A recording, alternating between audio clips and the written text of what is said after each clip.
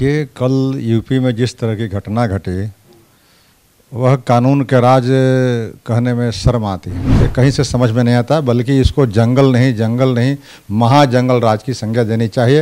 अब कोर्ट के निर्णय अगर भाजपा अपने सुना देगी या शासन में बैठे हुए लोग सुना देंगे तो फिर न्यायपालिका खत्म हो गई। ये सर्वसम्मत से फैसला लिए थे और सभी लोगों की जिम्मेवारी बनती है कि शराबबंदी पर नज़र रखें।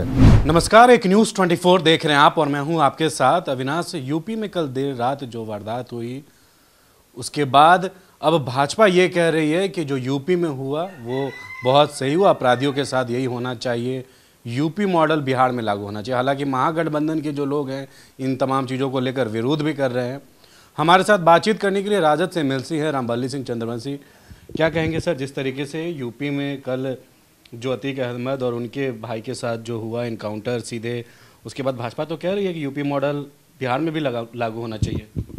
देखिए, कल यूपी में जिस तरह की घटना घटी वह कानून के राज कहने में शर्म आती है। अब कानून का राज नहीं, अगर कानून का राज होता तो चाहे अपराधी कितना हो बड़ा हो, जब कानून के कस्टडी में हो और उसमें अगर कहीं इनकाउंटर होता है, कहीं मारे जाता है, तो वह सरकार की विफलता है, कानून विधि व्यवस्था की विफलता है। और इसमें और भी यह आश्चर्य होता है कि यहाँ बिहार भाजपा के नेता अगर उसको तारीफ़ कर रहे हैं तो कहीं से समझ में नहीं आता, बल्कि इसको जंगल नहीं महाजंगल राज की संज्ञा देनी चाहिए। और भाजपा के नेता अब क्या कर रहे हैं, अब तो प्रेसिडेंट रूल लागू करना चाहिए। ये साबित करता है कि उत्तर प्रदेश में कानून राज की चीज़ नहीं है। कानून नाम की चीज़ अगर होती तो निश्चित रूप से ये जो घटना घटी है इसकी जितनी भी निंदा की जाए उतनी कम होगी। लेकिन भाजपा तो कह रही है ना रामबल्ली जी की ये जो अपराधी हैं, गैंगस्टर माफिया हैं, उनके साथ यही होना चाहिए। और ऐसा ही बिहार में, चाहे नीतीश कुमार से बिहार नहीं संभल रहा है, और ऐसा सीएम योगी जैसा मॉडल जो बिहार में लागू होना चाहिए। ये भाजपा का मतलब है कि अराजकता फैलाना चाहती है, कानून के राज नहीं करना चाहती है। कानून का फैसला जो है अपराधी है या दोषी है या आरोपित क्या है, ये तो निर्णय कोर्ट करती है ना। अब कोर्ट के निर्णय अगर भाजपा अपने सुना देगी या शासन में बैठे हुए लोग सुना देंगे तो फिर न्यायपालिका खत्म हो गई, फिर ये प्रजातंत्र खत्म हो गया, फिर यह कानून का राज नहीं रहा। इसलिए कानून के राज का मतलब होता है कि हर चीज़ के जुडिक्शन बटे हुए हैं और हर आदमी को अपने अपने सीमाएं हैं, उस सीमाएं में रह करके न्याय प्रणाली को विश्वास करना चाहिए।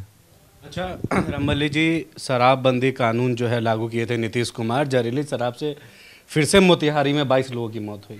नीतीश कुमार एक तरफ कहते हैं समाज का सुधार हुआ है शराबबंदी कानून से, और आप लोग तो लोगों को मरवाने में लगे हुए हैं, 22 लोग मर गए, भाजपा तो कह रही है। देखिए, शराबबंदी सिर्फ फैसला नीतीश कुमार जी का नहीं था, ये सर्वदलीय फैसला था और बिहार के अंदर जितने पार्टी थे ये सर्वसम्मत से फैसला लिए थे और सभी लोगों की जिम्मेवारी बनती है कि शराबबंदी पर नज़र रखें।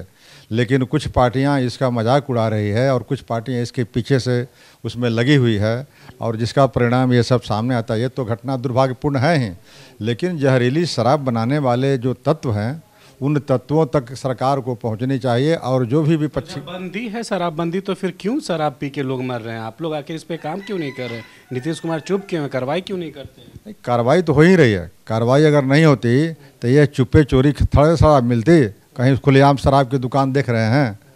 शराब जो भी कर रहे हैं कुछ असामाजिक तत्व होते हैं और उसका अगर संरक्षण कोई पॉलिटिकल पार्टी के लोग या कोई व्यक्ति विशेष करता है, यह दुर्भाग्यपूर्ण बात है। शराबबंदी से निश्चित रूप से समाज में अच्छा वातावरण है, महिलाओं को सुकून से जी रही है और शांति का वातावरण है। तो शराब तो बिल्कुल निषेध है यहाँ बिहार में, और शराब जब निषेध है तो इस पर किसी तरह की टिप्पणी करना कम से कम किसी पॉलिटिकल ना तो कह रहे हैं कि शराब, जहरीली शराब से लोग मर रहे हैं।